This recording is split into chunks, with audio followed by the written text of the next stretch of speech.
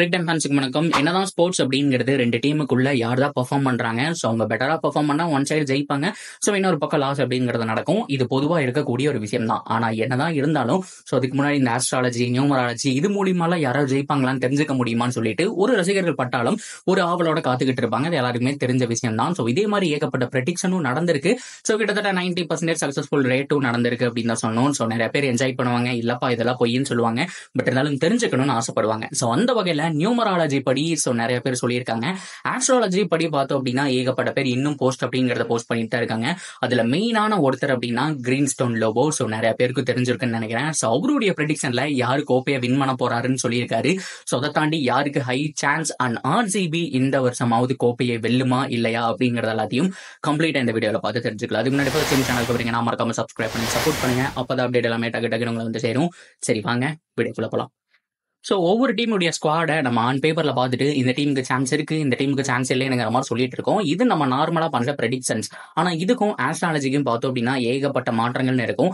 Astrology பொறுத்த வரைக்கும் players பிறந்த அந்த பர்த்டே டேட், டைம், இயர் இதெல்லாம் வச்சு கால்குலேட் பண்ணுவாங்க. ஸோ அந்த வகையில பார்த்தோம் அப்படின்னா கேப்டனுடைய ஹாரோஸ்கோப் வந்துட்டு பயங்கரமா இருந்தாலோ, கோச்சுடைய ஹாரோஸ்கோப் பயங்கரமா இருந்தாலோ ஸோ கண்டிப்பா அந்த டீம் வின் பண்ணும் அப்படிங்கிற மாதிரி நிறைய பேர் சொல்லியிருக்காங்க. ஏகப்பட்ட பெஸ்ட் ப்ரெடிக்ஷன்லாம் வந்துட்டு ஏகப்பட்ட பேர் பண்ணியிருக்காங்க.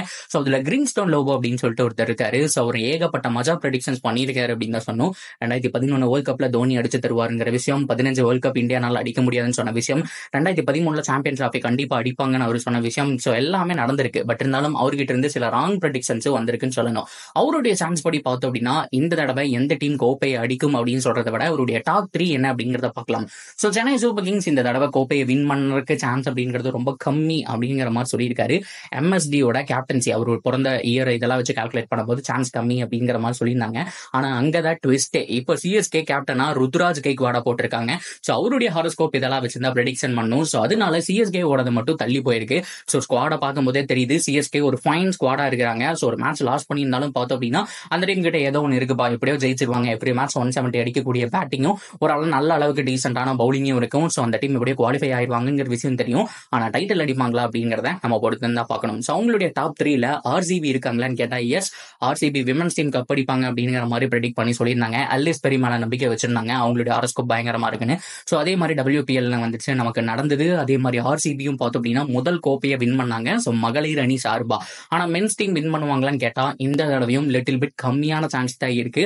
பட் இருந்தாலும் அவங்களுடைய வில் ஜாக்ஸ் நல்லா பெர்ஃபார்ம் பண்ணா வின் பண்றதுக்கு சான்ஸ் இருக்குங்கிற மாதிரி சொல்லிட்டு இருக்காங்க. பிகாஸ் வில் ஜாக்ஸை பொறுத்த வரைக்கும் அவர் லைஃபோட பீக் லெவல்ல இருக்காரு. ஸோ ரீசென்ட் டைம்ல ஒரு 2 இயர்ஸ்ல ஒரு ஆடின எல்லா மேட்சும் நல்லா போயிருக்கு. ஸோ அவர் விளையாடுற டீம்ஸ் எல்லாம் ஓரளவுக்கு மேக்ஸிமம் நல்லா பண்ணியிருக்காங்க. தர்பன் சூப்பர் ஜெயின்ஸ் ஆடிட்டு தான் நினைக்கிறேன், அதுவும் நல்லா இருந்துச்சு. ஸோ அது மட்டும் இல்லாமல் எல்லா லீக்லயும் நல்லா பெர்ஃபார்ம் பண்ணிட்டு இருக்காரு. ஃபர்ஸ்ட் மேட்ச் 100 அடிச்சாரு. பட் இருந்தாலும் ஸ்குவாட் செலக்ஷன் அப்படிங்கறதெல்லாம் நம்ம வச்சு பார்க்கும்போது இங்க ஆர்சிபில இப்போ வரைக்கும் அவருக்கு இடம் இல்லை. இன்கேஸ் அவரை எடுத்து கண்டினியூ ஒரு 10 மேட்ச் பார்க்க சான்ஸ் கொடுக்குறாங்க அப்படின்னா ஆர்சிபி கோப்பை வெல்லும் அப்படிங்கிற மாதிரி ப்ரெடிக்ட் பண்ணி சொல்லியிருக்காங்க.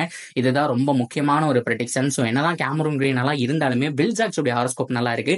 ரீசென்ட் டைம்ல பெர்ஃபார்மும் நல்லா பண்ணியிருக்காரு. ஸோ அவருக்கு டைம் அப்படிங்கிறது பர்ஃபெக்டா ஒர்க் ஆகுது அப்படிங்கிறதுனால. ஆனா மிகப்பெரிய பிரச்சனையே ஆர்சிபி வில் ஜாக்ஸை உள்ள கொண்டு வரதான். ஏன்னா கேமரூன் கிரீன் ஆடி ஆகணும், ஃபேப் டு பிளஸி ஆடி ஆகணும், மேக்ஸ்வெல் ஆடி ஆகணும், அண்ட் ஒரு பவுலர் ஆடி ஆகணும். இந்த நிலைமையில எப்படி வில் ஜாக்ஸ் உள்ள கொண்டு வர போறாங்க அப்படிங்கிற விஷயம் தெரியல. சப்போஸ் அது நடந்தது அப்படின்னா ஸோ கண்டிப்பா ஆர்சிபி டைட்டில் அடிக்கிறதுக்கான சான்ஸ் அப்படிங்கிறது ஹைலி பாசிபிள் அப்படிங்கிற மாதிரி சொல்லியிருக்காங்க.